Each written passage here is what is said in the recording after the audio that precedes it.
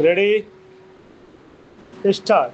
अध्यक्ष महोदय, मैं कल कह रहा था कि वित्त मंत्री जी ने जिस संदर्भ में यह बजट प्रस्तुत किया है और जिन परिस्थितियों की पृष्ठभूमि में वित्त मंत्री का भार संभाला है, उस दृष्टिकोण से यदि इस बजट को देखें तो हम इस परिणाम पर पहुंचेंगे कि वित्त मंत्री जी ने निश्चित तौर पर ऐसा काम किया है जिसके लिए वे धन्यवाद के पात्र हैं।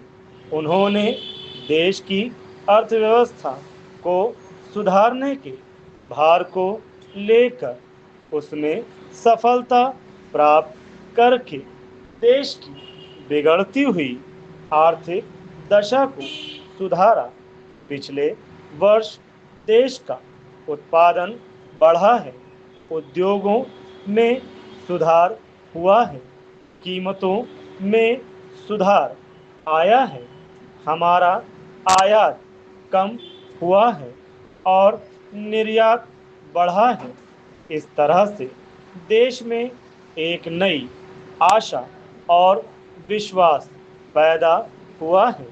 इस वर्ष के बजट द्वारा भी उन्होंने पिछले वर्ष के कार्यक्रम को जारी रखने की कोशिश करने का प्रयास किया है।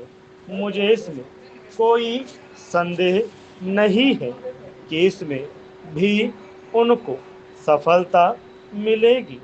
उन्होंने देश के आयात निर्यात के बारे में जो कदम उठाए हैं उनसे निश्चय ही हमारे विदेशी व्यापार का संतुलन सुधरेगा।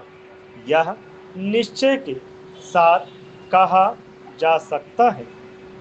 मैं वित्त मंत्री जी के लक्ष्यों व कर नीति का आमतौर पर स्वागत करता हूं। यद्यपि मैं मानता हूं कि इस कर व्यवस्था के द्वारा मध्य वर्ग पर बोझा पड़ेगा, परंतु इस देश में हमें पंचवर्षीय योजनाओं को जारी रखना है।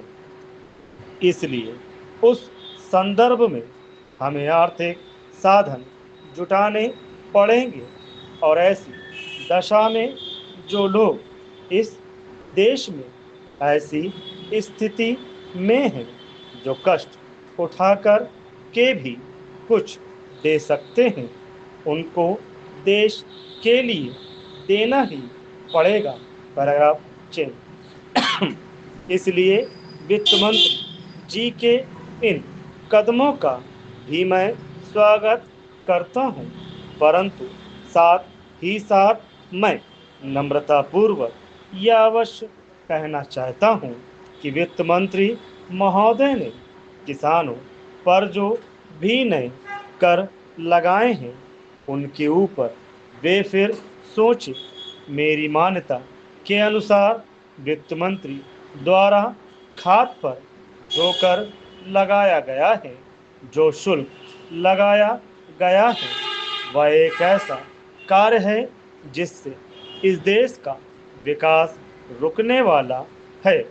उन्होंने अपने बजट भाषण की भूमिका में कृषि संबंधी कच्चे माल के उत्पादन के लिए पूंजी लगाने की आवश्यकता पर जोर दिया है।